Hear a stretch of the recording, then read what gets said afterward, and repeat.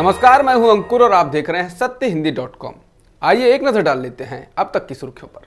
कांग्रेस से बागी हुए सचिन पायलट को कांग्रेस ने बर्खास्त कर दिया है। पायलट को डिप्टी सीएम के पद से हटा दिया गया है। इसके साथ ही उन्हें प्रदेश कांग्रेस अध्यक्ष पद से भी मुक्त कर दिया गया है और अब गोविंद सिंह डोटासरा को नया प्रदेश अध्यक्ष बनाया गया है। पायलट के अलावा विश्वेंद्र सिंह और रमेश मीणा पर भी कांग्रेस आलाकमान ने कार्रवाई की है और उनको भी मंत्रिमंडल से हटा दिया गया है। पायलट के समर्थक विधायकों के तेवर भी बरकरार हैं। पायलट समर्थक विधायक मुकेश भाकर ने ट्वीट कर कहा है, जिंदा हो तो जिंदा नजर आना जरूरी है, उसूलों पर आंच आए तो टकराना जरूरी है। इसके साथ ही उन्होंने कहा कि कांग्रेस में निष्ठा का मतलब है गहलोत की गुलामी करना।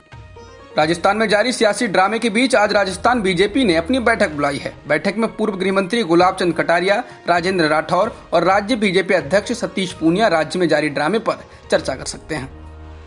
भारत और चीन के बीच आज फिर कोर कमांडर स्तर की वार्ता होगी। सीमा पर भारत की तरफ चुशूल में होने वाली इस वार्ता में भारत की ओर से लेफ्टिनेंट जनरल हरिंदर सिंह नेतृत्व करेंगे, जबकि चीन की ओर से कमांडर लिउ लिन बातचीत का नेतृत्व करेंगे। इंडियन एक्सप्रेस की रिपोर्ट के मुताबिक कमांडर एलएसी पर तनाव और कम करने के लिए उठाए जाने वाले कदमों पर चर्चा करेंगे। इनमें तनावपूर्ण इलाकों से सैनिकों को हटाना भी शामिल है। द हिंदू की एक खास रिपोर्ट के मुताबिक ईरान ने चाबहार रेल प्रोजेक्ट से भारत को अलग कर दिया है। ईरान ने इसकी वजह भारत की ओर से फंड मिलने में देरी को बताया है। ईरान ने यह कदम ऐसे समय उठाया है जब भारत और चीन के बीच तनाव बढ़ा हुआ है और हाल ही में चीन और ईरान के बीच 400 अरब डॉलर के रणनीतिक निवेश को लेकर समझौता हुआ है। ईरान और भारत के बीच 4 साल पहले चाबहार से अफगानिस्तान सीमा पर रेल लाइन बिछाने को लेकर समझौता हुआ था। नेपाल के पीएम ओली ने दावा किया है कि असली अयोध्या, जिसका प्रसिद्ध हिंदू महाकाव्य रामायण में वर्णन है, वो नेपाल के बीरगंज के पास एक गांव है। वहीं भगवान राम का जन्म हुआ था। भगवान राम भारत के नहीं बल्कि नेपाल के राजकुमार थे। नेपाल के पूर्व प्रधानमंत्री बाबू राम भट्टाराई ने ओली के बयान पर व्यंग्य किया है। उन्होंने एक ट्वीट में लिखा है, आदि कवि ओली द्वारा रचित कलयुग की नई रामायण सुनिए, सीधे बैकुंठ धाम की यात्रा करिए। इसके अलावा राष्ट्रीय प्रजातंत्र पार्टी के चेयरमैन और नेपाल के पूर्व उप प्रधानमंत्री कमल थापा ने भी तंज कसा है। उन्होंने कहा है कि ऐसा लगता है कि पीएम ओली भारत और नेपाल के रिश्ते और बिगाड़ना चाहते हैं, जबकि उन्हें तनाव कम करने के लिए काम करना चाहिए। उत्तर प्रदेश के प्रयागराज में कैबिनेट मंत्री नंद गोपाल गुप्ता नंदी के घर के आसपास के सभी घरों को भगवा रंग में रंगवा दिया गया है। इसके साथ ही इन घरों पर देवी देवताओं की तस्वीरें बनाई जा रही हैं। इलाकों के कुछ लोगों ने घरों की दीवारों को भगवा किए जाने का विरोध किया है।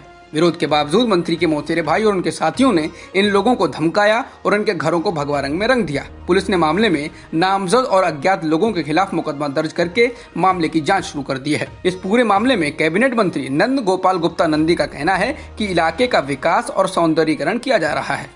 कांग्रेस महासचिव प्रियंका गांधी वाड्रा ने खुद से जुड़ी खबर को ट्विटर पर शेयर करते हुए फर्जी बताया है। प्रियंका ने जिस लिंक को शेयर किया है उसमें लिखा गया है कि प्रधानमंत्री ने प्रियंका गांधी के उस अनुरोध को मान लिया है जो उन्होंने दिल्ली के लुटियंस स्थित घर में कुछ और दिनों के रहने के लिए किया था। मालूम हो कि हाल ही में प्रियंका गांधी से सरकार ने सरकारी घर खाली करने के लिए कहा था। कानपुर शूटआउट के एक और आरोपी शशिकांत को पुलिस ने गिरफ्तार कर लिया है। इसके साथ ही पुलिस कर्मियों से लूटे गए हथियारों को बरामद कर लिया गया है। ADG law and order Prashant Kumar ने मंगलवार को कहा कि पुलिस से लूटे गए हथियार बिकरू गांव से बरामद कर लिए गए हैं। विकास दुबे के घर से AK-47 और 17 कारतूस मिले हैं। भीमा कोरेगांव मामले में आरोपी बरबरा राव को तबीयत खराब होने के बाद मुंबई के जेजे अस्पताल में भर्ती कराया गया है। राव मुंबई के बाहरी इलाके की तलोजा जेल में बंद हैं। उन्हें भीमा कोरेगांव मामले में गिरफ्तार किया गया है।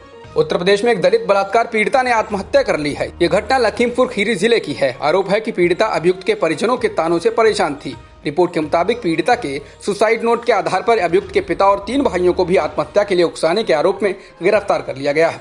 इस मामले में अभियुक्त पहले से ही जेल में है।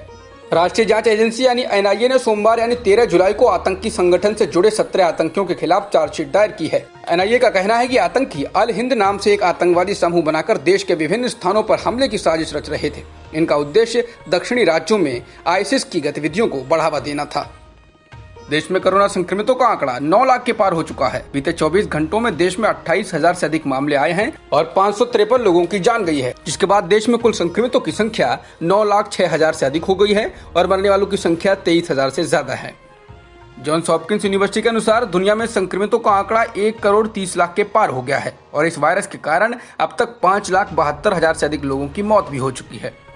जॉन्स हॉपकिंस यूनिवर्सिटी के मुताबिक अमेरिका में संक्रमितों की संख्या 33,63,000 से ज्यादा है और मरने वालों की संख्या 1,35,000 से अधिक हो चुकी है। अब तक की खबरों में इतना ही। बाकी खबरों के लिए बने रहिए सत्यहिंदी.com के साथ।